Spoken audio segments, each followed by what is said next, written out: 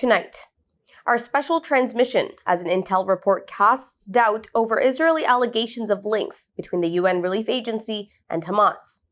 Assalamu alaikum and good evening. This is Muslim News Canada on Muslim Network TV. I'm Zahra Sayed. Today is the 139th day since Israel started its indiscriminate war on Palestine. And as Israel continues its onslaught on the besieged Gaza Strip, at least 104 Palestinians have been killed in the past 24 hours. 160 have been injured. The Gaza Health Ministry reports there have been at least 10 massacres targeting families. It says Israeli families have burnt residential homes in central Gaza, killing at least 40 Palestinians. In Rafah, 8 more Palestinians lost their lives while seeking refuge. On the contrary, Israeli forces say they have conducted targeted operations without causing harm to the civilian population. They also claim that their operation in Nasser Hospital in Khan Yunis was precise. The military says it has killed more than 10 Hamas fighters in the operation. However, witnesses have told media outlets that the forces have completely destroyed the civilian infrastructure in the vicinity of the hospital. They say different buildings inside the hospital have also been destroyed. The health minister reports that Israeli forces have re-entered Nasser Hospital in Khan Yunis after withdrawing from it briefly. In a separate incident, 2 10-year-old Palestinian children were detained by Israeli forces. The children faced the accusation of throwing rocks at soldiers. They were released 6 hours later. On the international front, an Israeli airstrike on a healthcare center in Lebanon has killed 2 paramedics and destroyed civil defense facilities. The death toll continues to mount. At the time of writing, at least 29,514 Palestinians have been killed by Israeli attacks. Another 8,000 are presumed dead under the rubble. 69,616 Palestinians have been injured. Israel's revised death toll from Hamas's attacks stands at 1,139. The arrival of a U.S. envoy in Israel is reigniting hopes for a pause in fighting. U.S. State Department spokesman Matthew Miller says Washington is hoping for an agreement. He says efforts are being made for a temporary ceasefire where hostages can be rescued and humanitarian assistance can reach Gaza. Previous round of negotiations for a ceasefire failed as Israeli Prime Minister Benjamin Netanyahu rejected a proposed truce by Hamas. Despite promising signs of a new hostage deal, Israel threatens to continue operations in Gaza if no agreement is reached by March 10th. Israel has been planning a ground attack on Rafah city. Nearly 1.5 displaced Palestinians are seeking refuge in Rafah. They have been pushed from other parts of Gaza due to non-stop attacks. Previously, Israeli forces had declared Rafah to be a safe zone. A report by Bloomberg Media says Israeli officials have acknowledged in private they have no precise strategy on how they will attack Rafah. It says Israeli officials are also unsure how long the operation will last and where the people from Rafah will go. The Chinese representative at the International Court of Justice says Palestinians deserve justice after decades of Israeli occupation. Rebutting the U.S. claims that the issue is bilateral, China is advocating for UN's involvement in Palestinian right to self-determination. The Chinese representative says Israel is a foreign nation occupying Palestine, so the right to self-defense lies more with the Palestinians than with the Israelis. Representatives from the Republic of Ireland, Japan, and Jordan also presented their arguments yesterday at the World Court. Ireland condemns Israel's breaches of international law, while Japan and Jordan support a 2-state solution for peace. The stance of Jordan has more weightage as it is as the custodian of Jerusalem's Al-Aqsa Mosque. Israeli representatives remain absent from the hearings. The World Court is hearing the opinion of more than 50 nations about Israeli occupation. The World Court will deliberate for 6 months before issuing a ruling.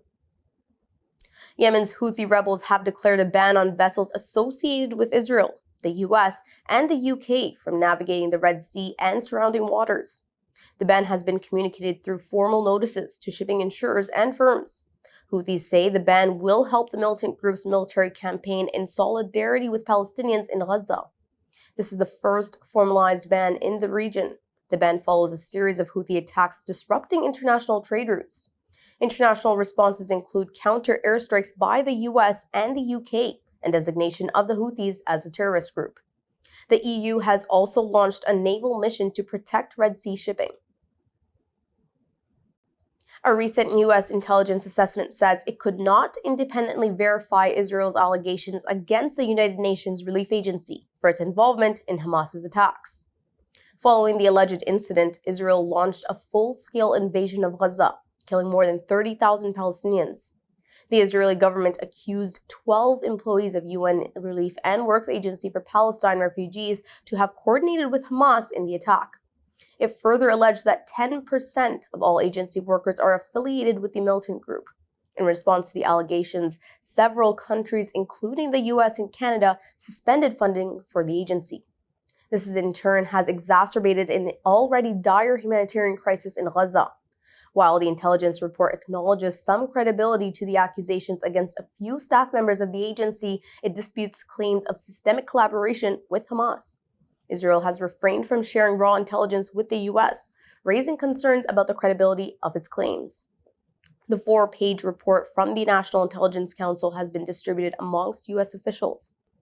Secretary of State Antony Blinken previously called Israel's accusation, quote, highly credible. He called for prompt action by the agency, including the dismissal of 9 implicated employees. The agency's Commissioner General Felipe Lazzarini is demanding Israel provide evidence for ongoing investigations. A recent report exposes the influence of pro-Israel groups in shaping the U.S. anti-terrorism laws post 9/11. The detailed report, drafted by the Center for Constitutional Rights and Palestine Legal, traces a decades-long effort targeting anti-Palestinian activism by pro-Israeli groups. Notable names include Anti-Defamation League and American Israel Public Affairs Committee. The report highlights how language around terrorism has demonized Palestinian resistant movements. This in turn has led to formulating laws suppressing pro-Palestinian activities, particularly on college campuses.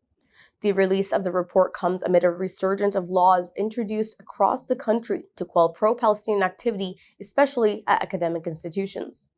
Recent instances include attempts to ban Palestinian advocacy groups run by students and calls for FBI investigations into pro-Palestinian protesters. The report also notes historical milestones like labeling the Palestine Liberation Organization as a terrorist group in 1987. Dima Khalidi, director of Palestine Legal, says Israel and its allies have shaped anti-terrorism laws as a weapon to shut down both humanitarian lifelines to Gaza. Experts say that the role of Palestinian activism should be acknowledged while shaping legislation that addresses national security. A charity report reveals a stark increase in anti-Muslim hate incidents in the United Kingdom following Israel's war on Palestine. Tell Mama UK records and measures anti-Muslim incidents in the country.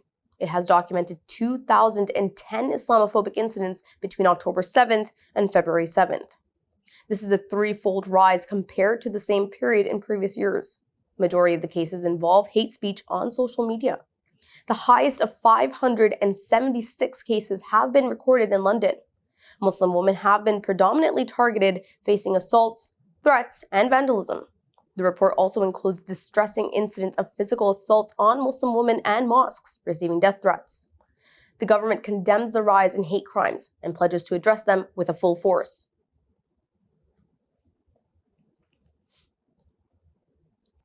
Iran's Supreme Leader Sayyid Ali Khamenei has urged Muslim nations to sever ties with Israel and support Gaza. Addressing delegates at the 40th International Quran Competition in Tehran, he criticized Muslim leaders for maintaining relations with Israel. Khamenei stressed the importance of following Quranic teachings against such alliances. He labeled Israeli actions in Gaza as the foremost concern for Muslims worldwide. A recent foreign policy report shows a decline in support for the West by Muslim liberals following Israel's war on Palestine. Outrage over Gaza's devastation has led to widespread disillusionment with Western norms, including amongst the pro-Western Muslim liberals. The report suggests this disillusionment may surpass the impact of the Iraq invasion in 2003. They are warning of consequences for Western alliances in the Muslim world.